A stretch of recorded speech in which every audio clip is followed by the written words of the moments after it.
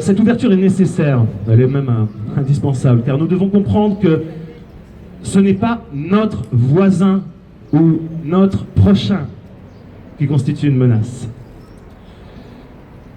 que ce soit pour nos santé ou nos libertés. C'est d'en haut qu'arrive la contrainte. Le bâillon ou le bâton, c'est d'en haut. Ce n'est pas notre voisin qui est en train de réduire nos libertés. Ce n'est même pas un autre groupe communautaire.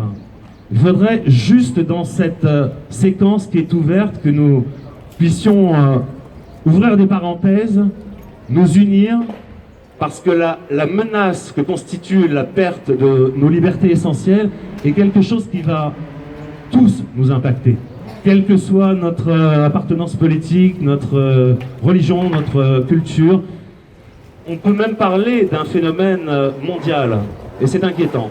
Donc, notre union est absolument indispensable pour remporter des victoires contre cette tyrannie sanitaire qui s'abat sur nous. Un message à l'attention de ceux qui nous imaginent complotistes, conspirationnistes. Vous savez, on est dans la fameuse guerre sémantique où pour disqualifier un adversaire, il est soit extrême quelque chose, voilà, soit conspirationniste. Je vais finir par l'apprendre par cœur, ce serait quand même beaucoup plus simple, mais il ne cesse de s'allonger de rassemblement en rassemblement. Donc, pour clarifier les choses, nous ne sommes pas ici pour dire qu'il n'y a ni maladie, ni risque, comme certains aiment à en faire la caricature. Non, nous sommes ici pour rappeler au gouvernement ses responsabilités. Déjà, tout simplement, quand les gens sont malades, on les soigne. C'est le début, c'est le commencement. Quand les gens sont malades, on les soigne. Que sont devenues les grandes puissances économiques que nous étions, alors que nous sommes juste incapables d'accueillir et de soigner nos malades faute de place?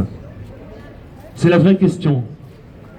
C'est aussi le sens de notre rassemblement. Et c'est là-dessus que nous interpellons le gouvernement. Nous sommes ici car nous pensons qu'un crime a été commis, ou est en train d'être commis. Mais un crime a été commis quand, au lieu de soigner les gens et d'aborder la question de la prévention et du traitement, on demande aux malades de rester chez eux et de prendre du Doliprane et d'appeler ensuite le 15 quand ils commencent à suffoquer. Ne serait-il pas plus judicieux d'aborder prioritairement dans le débat public la question de la prévention et du traitement, ne serait-ce que pour éviter trop d'hospitalisation? Mais ces questions de la prévention et du traitement, qui sont centrales, ont été évacuées très tôt du débat public, étrangement tôt. Que dire de toutes ces pistes qui sont ouvertes et qui n'intéressent pas notre Conseil de défense sanitaire? J'y reviendrai. Donc ces pistes, il y en a plusieurs. Il y a l'Institut Pasteur de Lille, qui doit d'ailleurs se passer de l'aide de l'État et se contenter du soutien de LVMH pour étudier les effets d'une ancienne molécule qui serait apparemment prometteuse dans le traitement de la maladie et qui, mais malheureusement, une ancienne molécule, nous l'avons compris ici, ça n'intéresse plus Big Pharma parce que ça n'est pas rentable. Donc, on passe. En Guadeloupe, le laboratoire Phytobocase aurait mis au point un remède à partir de l'herbe à pic que l'on trouve aux Antilles et qui serait d'ailleurs un remède pour toutes sortes de virus et notamment le Covid-19. Alors il serait long de faire la liste ici de toutes les autres pistes de traitement qui existent. Nous qui cherchons, on rassemble des informations. Mais que font l'État et les médias si ce n'est éviter d'en parler? Silence absolu. La question des traitements a été reléguée.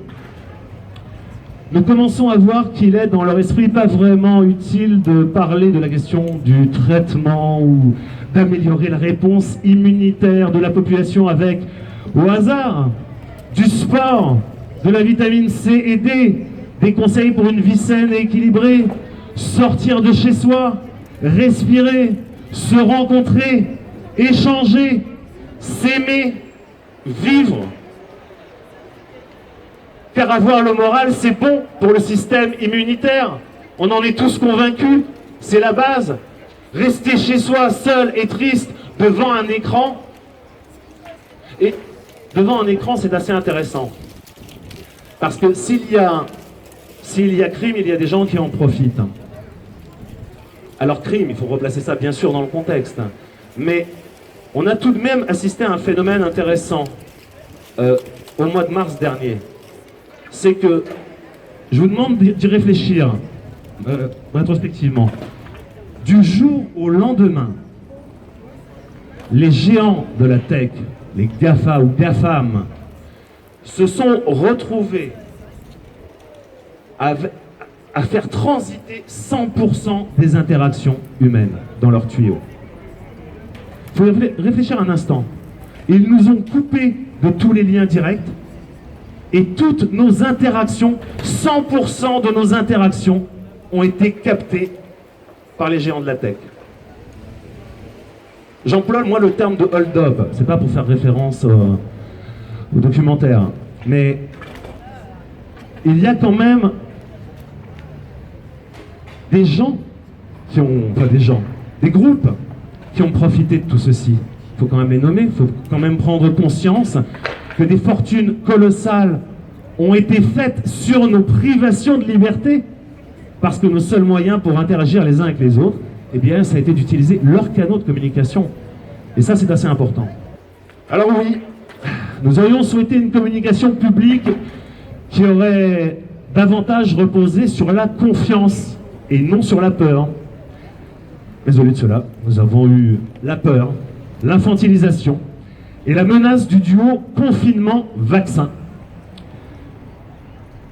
Alors, nous pensons aussi qu'un crime est commis quand on éteint un à un tous les moteurs de l'économie. Vous savez, j'en avais déjà parlé, des études montrent que de façon, j'allais dire tristement normale, tous les ans, le chômage de masse, c'est pas une étude conspirationniste, hein, ce sont des chiffres réels, tue entre 14 000 et 16 000 personnes. La pauvreté, il va me falloir... Alors c'est un pupitre, la prochaine fois j'arrive avec un pupitre de conservateur. On apprend progressivement sur nos erreurs. Donc, quand on coupe tous les moteurs de l'économie, le chômage tue chaque année. Et qu'a-t-on fait en éteignant tous les moteurs de l'économie? On le savait immédiatement au moment où cette décision a été prise, que nous allions plonger le pays dans une récession sans précédent, avec un chômage de masse et son corollaire de drame. J'y reviendrai. Tout récemment, vous en avez entendu parler, Florian en parle très souvent parce que il faut faire feu de tout bois, et à plus forte raison quand ce sont des études de renommée internationale, comme celle de John Ioannidis de l'université américaine de Stanford, qui démontre que les mesures de restriction et de fermeture des activités économiques non seulement ne servent à rien, mais pire, elles aggravent l'épidémie. Et oui, confiner tue aussi, évidemment, on le sait tous, en aggravant la misère sociale et les violences familiales. Nous sommes aussi ici aujourd'hui pour demander que les médecins et professeurs qui ont une approche différente, vous les connaissez, c'est aussi grâce à eux que nous sommes tous là, les professeurs Toussaint, Perron, Tobiana, Raoult, le docteur Louis Fouché, la généticienne Alexandra Orion-Caude, le comité Santé Libre avec Martine Veneur et tous les médecins de ville, urgentistes qui s'expriment courageusement. Eh bien, nous demandons qu'ils soient intégrés, réintégrés ou intégrés, et entendus dans le débat public, et non qu'on les traite comme des parias, soit en les ostracisant, soit en déclenchant des actions contre eux via l'ordre des médecins.